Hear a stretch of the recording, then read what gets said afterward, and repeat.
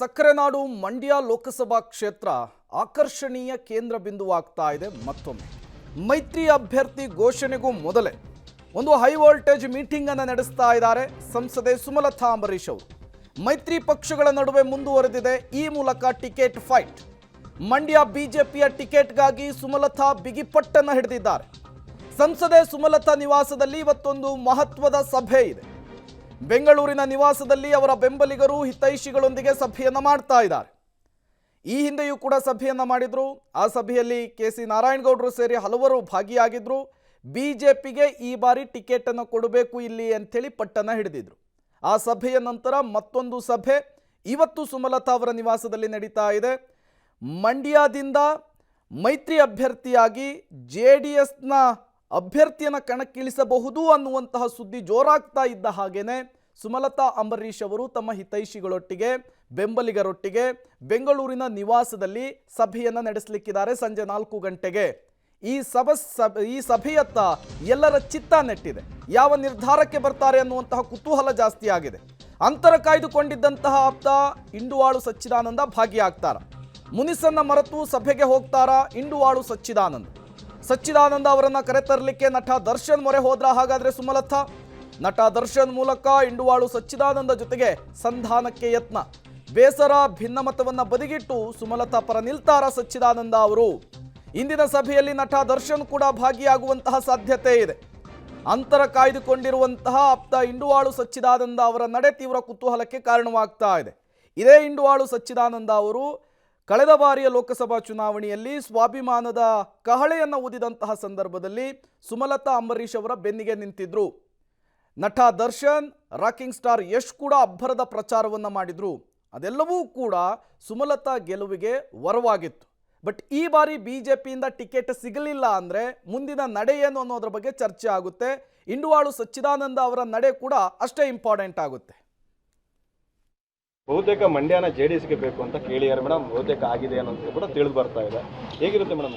ಇಲ್ಲ, ಬಹುತೇಕ ಆಗಿದೆ ಅಂತೆ ಕಂತೆ ಅನ್ನೋದು ನಾವು ಮೊದಲಿಂದ ಕೇಳ್ಕೊಂಡು ಬರ್ತಾ ಇದ್ವಿ. ಅಧಿಕೃತವಾದ ಒಂದು ಘೋಷಣೆ ಆಗುವವರೆಗೂ ಯಾವುದು ನಿಜ ಇಲ್ಲ ಅಂತಾನೆ ತಿಳ್ಕೊ. ತಮ್ಗೆ ಹೋಪ್ ಇದೆಯಾ ಮೇಡಮ್?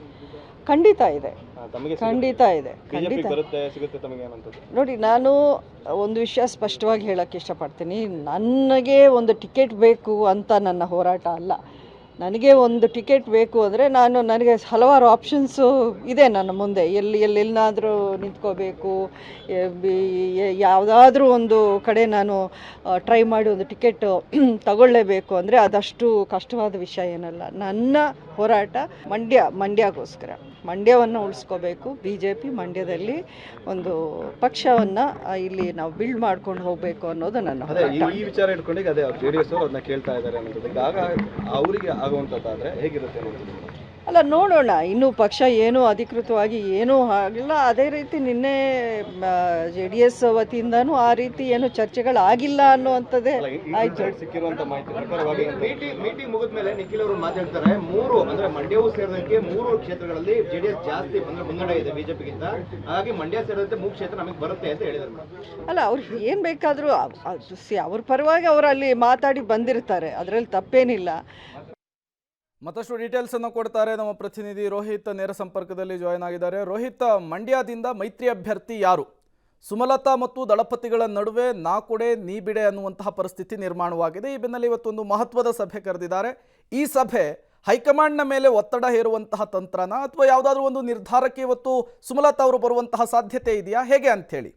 ಖಂಡಿತ ಪ್ರೇಮ್, ಏನು ರಾಜ್ಯದಲ್ಲಿ BJP ಮತ್ತು JDS ಮೈತ್ರಿ ಆದಂತಹ ಬಳಿಕವಾಗಿ ಸಾಕಷ್ಟು ಕುತೂಹಲವನ್ನು ಮಂಡ್ಯ ಕ್ಷೇತ್ರ ಮೂಡಿಸ್ತಾ ಇದೆ. ಯಾಕಂತಂದ್ರೆ ಹಾಲಿ ಸಂಸದರಂತ ಸುಮಲತಾ ಅಂಬರೀಶ್ ಅವರಿಗೆ ಟಿಕೆಟ್ ಕೊಡಬೇಕು ಅಂತೇಳಿ ಒಂದು ಕಡೆ ಕೇಳಬರ್ತಾ ಇರುವಂಥದ್ದು. ಇನ್ನೊಂದು ಕಡೆ BJPಗಿಂತ ಅತಿ ಹೆಚ್ಚು ಈ ಮಂಡ್ಯ ಭಾಗದಲ್ಲಿ ಸ್ಟ್ರಾಂಗ್ ಇರುವಂಥದ್ದು JDS. ಆ ನಿಟ್ಟಿನಲ್ಲಿ JDSಗೆ ಟಿಕೆಟ್ ಕೊಡಬೇಕು ಅನ್ನೋ ನಿಟ್ಟಿನಲ್ಲಿ JDSನ ನಾಯಕರು ಕೂಡ ಬ್ಯಾಟ್ ಬೀಸ್ತಾ ಇರುವಂಥದ್ದು. ಈ ನಡುವೆ ಸಾಕಷ್ಟು ಕುತೂಹಲವನ್ನು ಸಂಸದೆ ಸುಮಲತಾ ಅಂಬರೀಶ್ ಅವರ ನಡೆ ಮೂಡಿಸ್ತಾ ಇದೆ. ಕಳೆದ ಬಾರಿ ಮಾತನಾಡಿದಂಥ ಸಂದರ್ಭದಲ್ಲಿ ನನಗೆ ಟಿಕೆಟ್ ಬೇಕೇ ಬೇಕು ಅಂತಂದರೆ ಸಾಕಷ್ಟು ವಿಪುಲ ಅವಕಾಶಗಳಿದ್ದಾವೆ. ಆದರೆ ನಾನು BJPಯಿಂದ ಅದು ಕೂಡ ಸ್ಪರ್ಧೆ ಮಾಡಬೇಕು ಅನ್ನೋ ನಿಟ್ಟಿನಲ್ಲಿ ನಾನು ಇಲ್ಲಿರುವಂಥದ್ದು ಒಂದು ನಿಟ್ಟಿನಲ್ಲಿ ಹೇಳಿರುವಂಥದ್ದು. ಇವತ್ತು ಆ ಸಂಬಂಧ ತಮ್ಮ ಆಪ್ತರು ಅಂದರೆ ಮಂಡ್ಯ ಲೋಕಸಭಾ ವ್ಯಾಪ್ತಿಯಲ್ಲಿ ಬರುವಂತಹ 8 ವಿಧಾನಸಭಾ ಕ್ಷೇತ್ರಗಳ ಅವರ ಆಪ್ತರು ಮತ್ತು ಮುಖಂಡರ ಸಭೆಯನ್ನು ಕರೆದಿರುವಂಥದ್ದು. ಈ ಒಂದು ಸಭೆಯಲ್ಲಿ ಸುಮಲತಾ ಅವರ ನಡೆಗಳ ಬಗ್ಗೆ ಚರ್ಚೆ ಆಗುತ್ತೆ. 5 ವರ್ಷಗಳ ಒಂದು ಸುದೀರ್ಘ ಒಂದು ಆಡಳಿತಾವಧಿಯಲ್ಲಿ ಸುಮಲತಾ ಅವರ ಕೊಡುಗೆಗಳೇನು, ಒಂದಷ್ಟು ಲೋಪದೋಷಗಳೇನು ಅನ್ನೋ ನಿಟ್ಟಿನಲ್ಲಿ ಅಲ್ಲಿ ಒಂದಷ್ಟು ಚರ್ಚೆಗಳಾಗುವಂಥದ್ದು. ಬಳಿಕವಾಗಿ ಈ ಬಾರಿಯ ಲೋಕಸಭಾ ಚುನಾವಣೆಯಲ್ಲಿ ಸುಮಲತಾ ಅಂಬರೀಶ್ ಅವರ ಸ್ಪರ್ಧೆ ಯಾವ ಪಕ್ಷದಿಂದ ಆಗುತ್ತೆ, ಅದು ಕೂಡ ಮೈತ್ರಿಯ ಅಭ್ಯರ್ಥಿ ಆಗ್ತಾರಾ ಅಥವಾ ಮೈತ್ರಿ ಟಿಕೆಟ್ ಕೊಡಲಿಲ್ಲ ಅಂತಂದರೆ ಮುಂದೆ ಯಾವ ನಡೆಯನ್ನು ಅನುಸರಿಸಬೇಕು, ಒಂದು ವೇಳೆ ಪಕ್ಷೇತರವಾಗಿ ಮತ್ತೆ ಮಂಡ್ಯದಲ್ಲಿ ರಣಕಾಳೆಯನ್ನು ಊದ್ತಾರ ಅನ್ನೋ ನಿಟ್ಟಿನಲ್ಲಿ ಸಾಕಷ್ಟು ಚರ್ಚೆಗಳಾಗುತ್ತೆ. ಈ ನಿಟ್ಟಿನಲ್ಲಿ ತಮ್ಮ ಆಪ್ತರ ಒಂದು ಸಲಹೆಗಳನ್ನು ಸಂಗ್ರಹಿಸುವ ನಿಟ್ಟಿನಲ್ಲಿ ಈ ಒಂದು ಸಭೆ ಕರೆದಿರುವಂಥದ್ದು. ಪ್ರಮುಖವಾಗಿ ಈ ಶ್ರೀರಂಗಪಟ್ಟಣ ಕ್ಷೇತ್ರದ BJP ಮುಖಂಡ ಮತ್ತು ಸುಮಲತಾ ಆಪ್ತರು ಆಗಿದಂತಹ ಇಂಡುವಾಳ ಸಚ್ಚಿದಾನಂದ ಕಳೆದ ಬಾರಿ ಸುಮಲತಾ ಅವರ ಪರ ಸಾಕಷ್ಟು ಹೋರಾಟ ಮಾಡಿದ್ರು.